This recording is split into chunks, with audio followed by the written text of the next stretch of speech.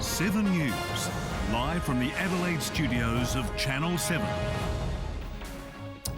Good morning, welcome to this special edition of 7 News as South Australia wakes to the terrible news that coach Phil Walsh of the Adelaide Crows was found stabbed to death at his Somerton Park home.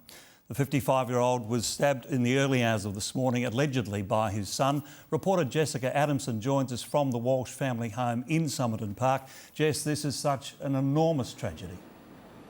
Yeah, well, good morning, John. Good morning, everyone. What a shocking story this is for everybody involved.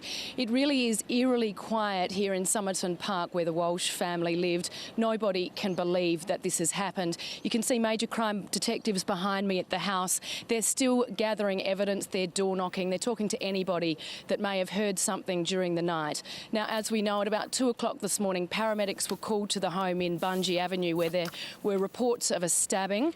When they got to the house, it became clear that Phil Walsh had been stabbed multiple times. This morning, neighbours have been telling us just how shocked they are. Crows fans have been here this morning. They are just devastated. We had some school children here before as well. They're just heartbroken. Phil Walsh, in such a short time, has had such a profound effect on the club, on the players and on the fans, and no one can believe that this has happened. What are you hearing about the relationship down there?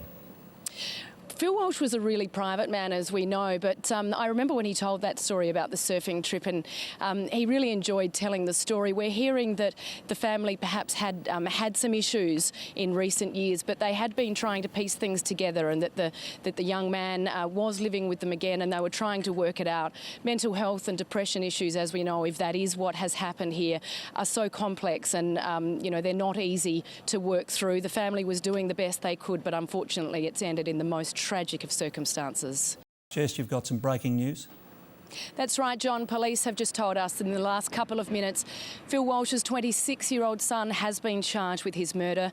Now, there will be a bedside hearing later this afternoon in hospital. We'll bring you details of that as they come to hand. So just repeating, Phil Walsh's son has been charged with his murder. What a tragic story this is. We'll keep you posted. John.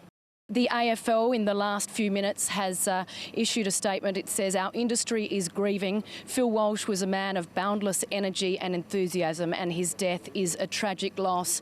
I was lucky enough to spend a bit of time with Phil Walsh at a Crows function just a few weeks back, and we talked about that bus incident, the bus accident that he was involved in Peru in 2012. And I know Soda touched on it earlier, but it really was an incident which changed his life. In fact, he came out of the accident with, I think, a broken collarbone and a broken pelvis, but he asked his wife Meredith to go back to the intersection and take a photo of where the accident happened, and that photo is the screensaver on his laptop. He told me that the photo reminds him every day of how precious life is, and he vowed from that day on to make the most of every moment, and we certainly have seen him do that throughout his life. Now we cross to the scene of Phil Walsh's murder at Somerton Park. Our reporter Jessica Adamson is there. And Jess, are there any new developments?